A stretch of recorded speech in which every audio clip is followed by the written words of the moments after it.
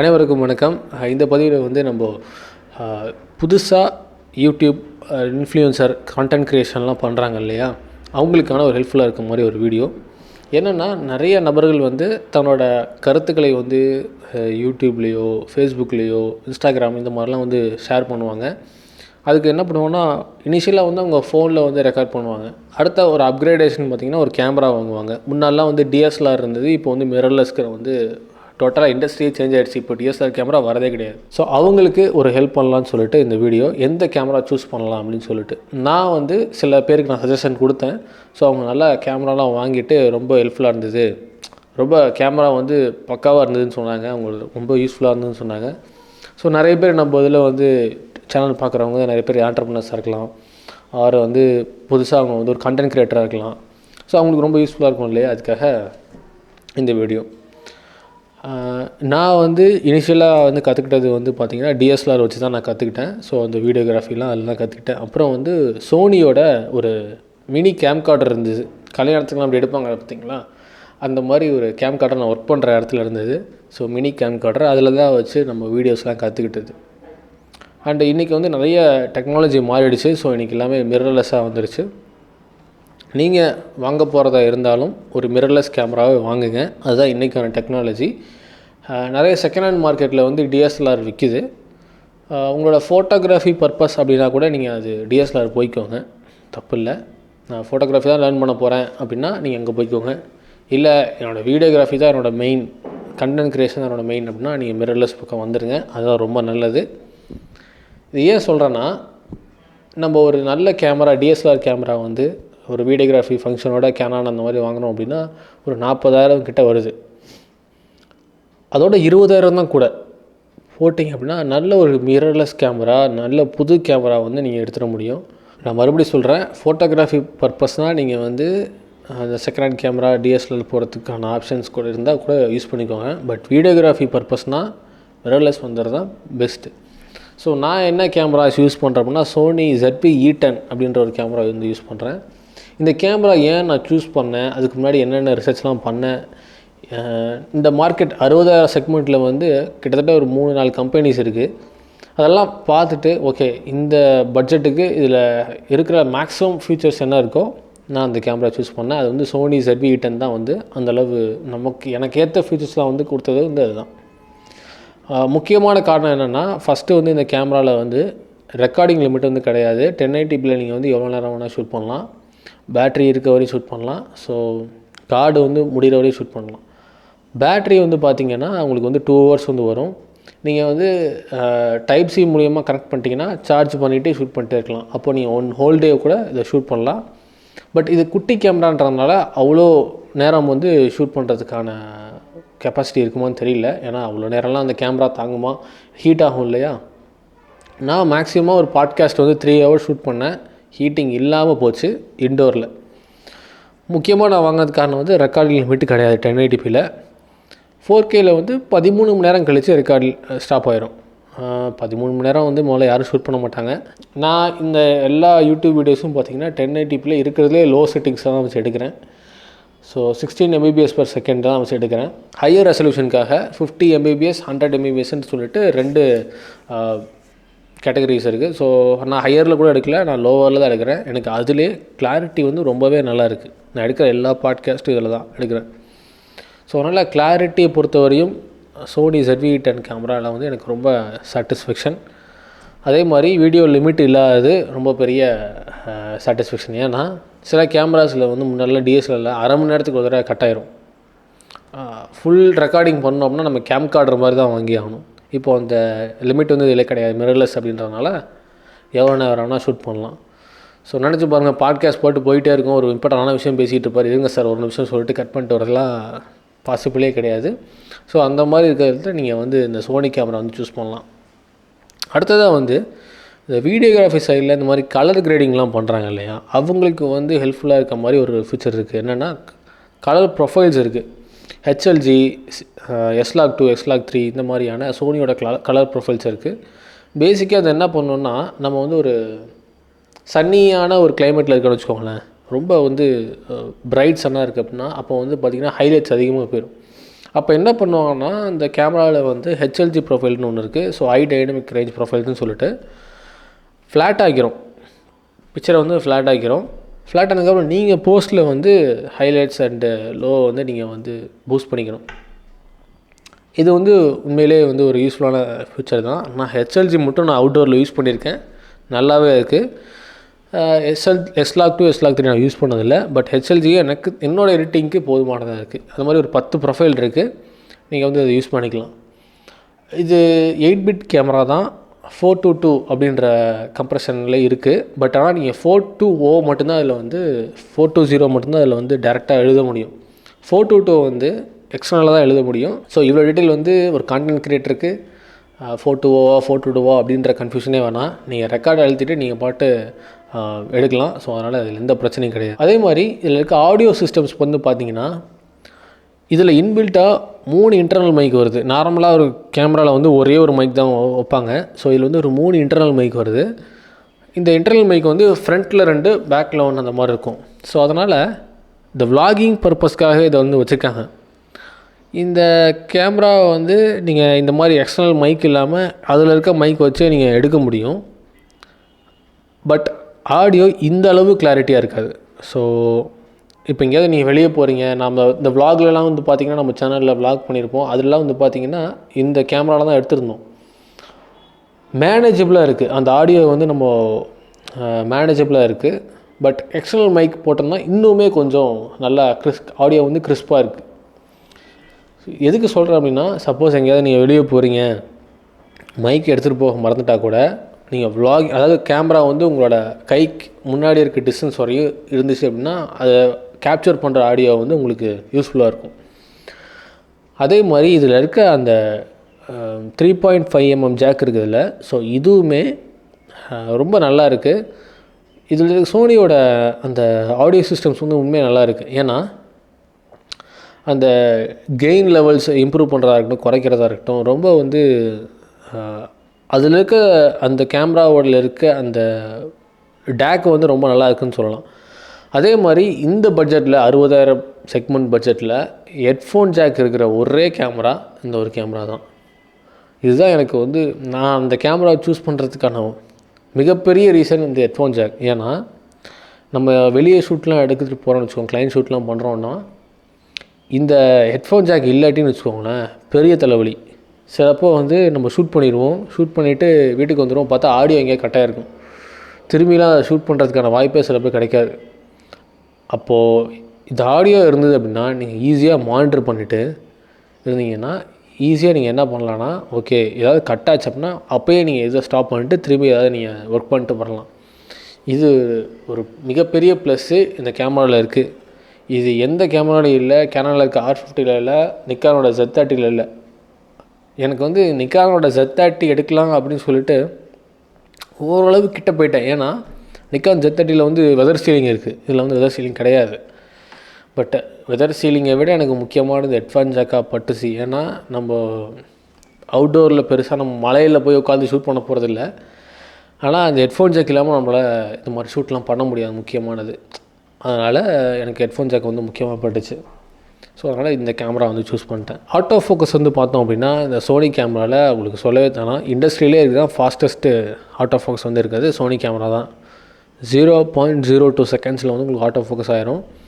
இப்போ நான் வந்து கண்டினியூஸில் தான் வந்து போட்டிருக்கேன், அண்டு ஆட்டோமேட்டிக்கலாக இருக்குது. அதுவே என்னோடய ஐயை வந்து மானிட்டர் பண்ணிட்டே இருக்குது. அதாவது ஒரு செகண்ட் பை செகண்ட் வந்து பார்த்திங்கன்னா மில்லி செகண்டில் அது வந்து நம்ம திரும்ப ஐயை ட்ராக் பண்ணிட்டே இருக்கும். இது வந்து ஃபோட்டோவுக்கும் இருக்குது, வீடியோவுக்கும் இருக்குது.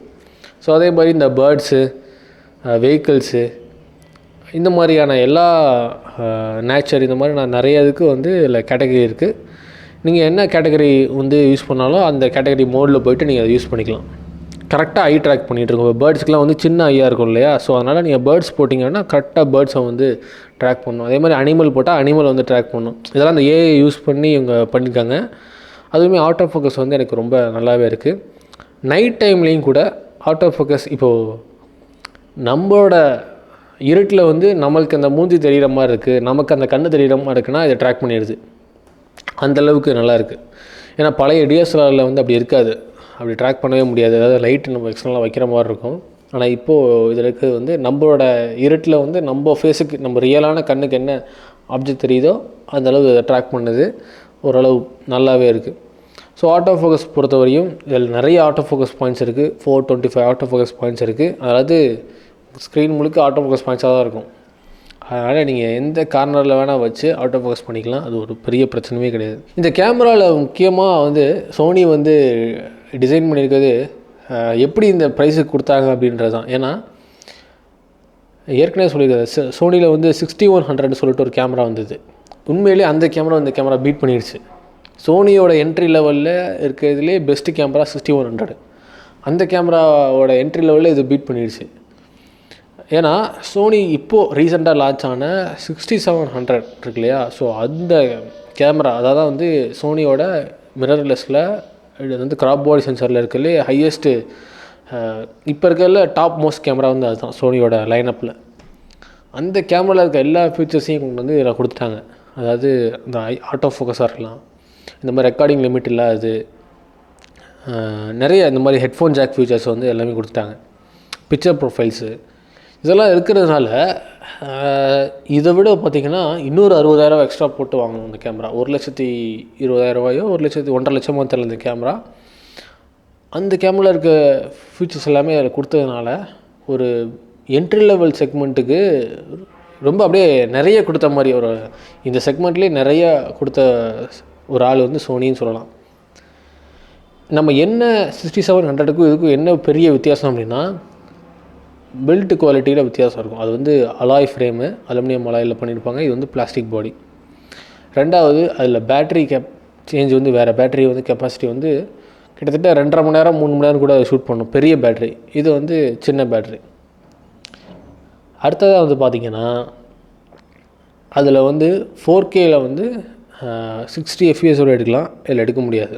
ஒன்று இந்த மாதிரியான சில ஃபீச்சர்ஸ்லாம் வந்து அதில் இருக்குது. சரிங்களா, உங்களுக்கு அந்த கேட்டகரி தேவையான்னு பார்த்துக்கோங்க.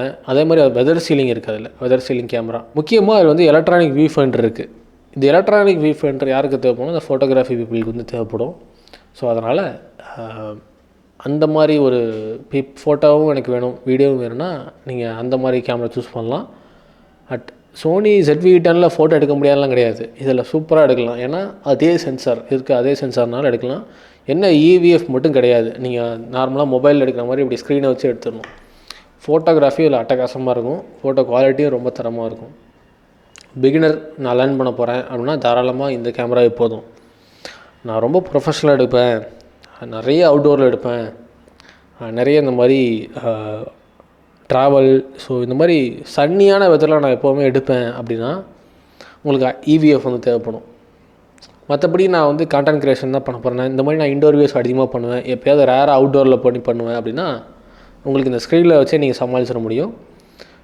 99% நீங்கள் சமாளிச்சிட முடியும். என்றைக்காவது 1% இருக்கலாம். அதுக்கு நீங்கள் ஏதாவது ஒரு இப்படி கையை வச்சுட்டு கொடை ஏதாவது வச்சுட்டு நீங்கள் சமாளிச்சிட்டிங்க அப்படின்னா ஈஸியாக அதையும் முடிச்சிடலாம். ஸோ ஃபோட்டோகிராஃபி புதுசாக லேர்ன் பண்ணுறவங்கன்னா கூட இது யூஸ் ஆகும். ஏன்னா சோனியோட அதே அவுட் ஆஃப் ஃபோக்கஸ், சோனியில் இருக்க வந்து அதே சென்சார்ஸு அண்ட் சோனி லைனப்பில் இருக்க எல்லா லென்ஸும் எதுக்கும் செட் ஆகும். ஸோ அதனால் தாராளமாக நீங்கள் வந்து யூஸ் பண்ணலாம்.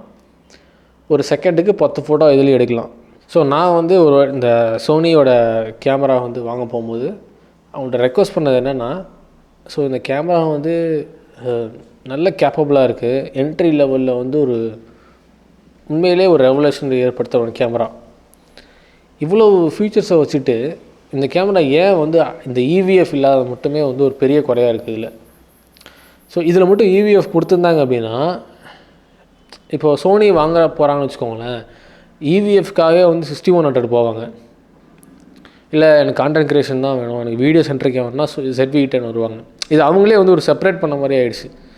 என்ன பண்ணலான்னா இதில் உங்களுக்கு EVF கொடுத்துருந்தாங்க அப்படின்னா டேரெக்டாக இந்த கேமராக்கே வந்து அவங்க வந்திருப்பாங்க.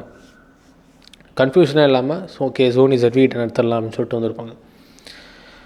அது ஒன்று மட்டும் நான் வந்து ஒரு சஜஷனாக வச்சேன். இந்த மாதிரி இது ஒரு EVF வந்து கொடுங்க, நீங்கள் அடுத்த தடவை மீட்டிங்ஸ் இது ஒரு பேச போனீங்க அப்படின்னா இந்த மாதிரி இதில் EVF மட்டும் அட்டாச் பண்ணிட்டாங்க அப்படின்னா என்ட்ரி லெவலில் இந்த கேமராவை பீட் பண்ணுறதுக்கு 60,000 செக்மெண்ட்டில் வேறு எந்த கேமராவுமே கிடையாது. இப்போயுமே இந்த கேமரா கிடையாது.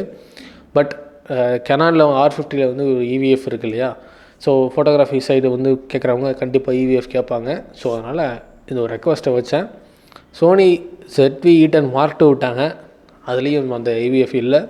பட் பரவாயில்ல, மேபி அடுத்தடுத்த வெர்ஷன்ஸில் ஏதாவது இந்த ஃபீச்சரோட வருவாங்கன்னு பார்ப்போம். இப்போது இருக்கிற அந்த 6100ஓட அடுத்த வெர்ஷன் விட்டால் கூட 6100ஓட அடுத்த வெர்ஷன் விட்டால் கூட அதில் என்ன பண்ணுவாங்க, ஃப்ளிப் அவுட் ஸ்க்ரீனு இந்த மாதிரியான ஹெட்ஃபோன் ஜாக்ஸ்லாம் கொண்டு வந்துட்டாங்கன்னா கூட ஓகே தான்.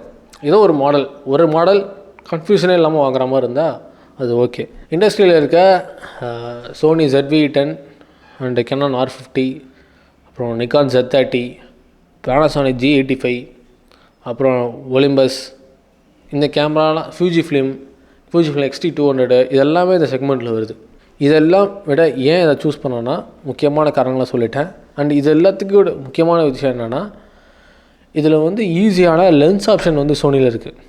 ஸோ அவங்க என்ன பண்ணிட்டாங்கன்னா, அதாவது ப்ராடக்ட் லான்ச் பண்ணும் போதே தேர்ட் பார்ட்டி லென்ஸுக்கான ஆப்ஷன்ஸும் கொடுத்துட்டாங்க, தேர்ட் பார்ட்டி ஃப்ளாஷஸ்க்கான இதுவும் கொடுத்துட்டாங்க. இப்போ ஈஸியாக வந்து நம்ம தேர்ட் பார்ட்டியில், அதாவது சிக்மா, டேம்ரான் இந்த மாதிரி லென்சஸ் வாங்கி நம்ம யூஸ் பண்ணிட முடியும் சோனிக்குன்னு. பட் கெனானில் ஏகப்பட்ட கன்ஃபியூஷன். ஏற்கனவே கெனான் M50 அப்படின்னு கொண்டு வந்தாங்க, அது வந்து பழைய லென்ஸோட ஒத்து போகிற மாதிரி இருந்தது. அப்புறம் R சீரிஸ் கொண்டு வந்துட்டாங்க.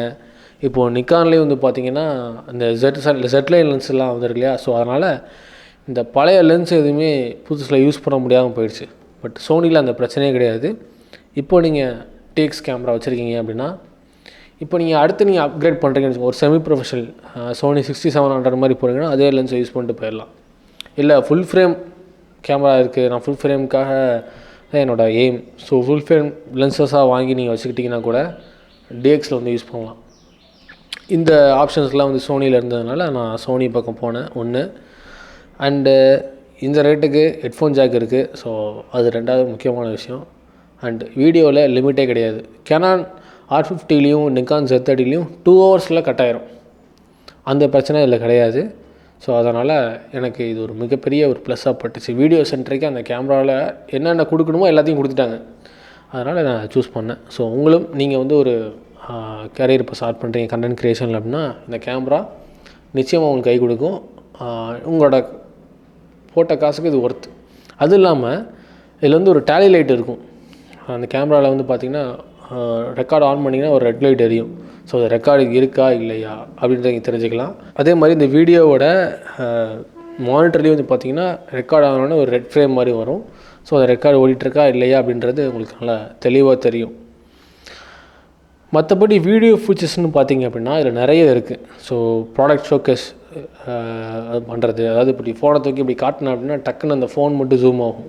இப்போ அந்த ஃபோனை தூக்கி இப்படி காட்டுறேன் அப்படின்னா அந்த ஃபோன் மட்டும் அப்படியே டக்குன்னு ஜூம் ஆகும். எடுத்தது அப்படின்னா என்னோடய ஃபேஸ் வந்து ஜூம் ஆகும். இந்த ப்ராடக்ட் ஷோகேஸ் இருக்குது இதில். அப்புறம் எல்லாமே வந்து இதில் வந்து சிங்கிள் பட்டனில் சேஞ்ச் பண்ணுற மாதிரி இருக்கும். ரெக்கார்ட் பட்டன் தனியாக கொடுத்துருப்பாங்க.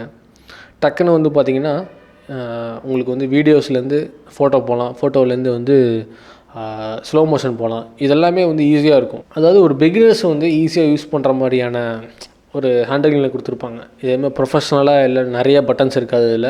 ஒரு பிகினர்ஸ் ஓகே நான் ஃபோட்டோ மோடில் போட்டால் நம்ம ஃபோன் கேமரா எடுக்கிறோம் இல்லையா, ஃபோட்டோ எடுக்கிறோம் இல்லையா, அந்த மாதிரி இதிலெல்லாம் கொடுத்துருப்பாங்க. ஸோ நீங்கள் இந்த மாதிரி ஒரு கேமரா வாங்க போகிறீங்க அப்படின்னா இந்த கேமராவோட ஏதாவது ஒரு பேசிக்கான ஒரு மைக் மட்டும் வாங்கிட்டிங்கன்னா நீங்கள் கண்டென்ட் க்ரியேஷன் வந்து ஸ்டார்ட் பண்ணலாம்.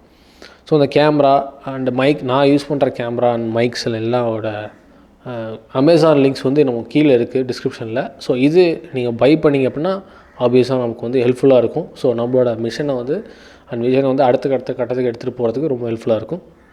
See you in the next video guys. Bye.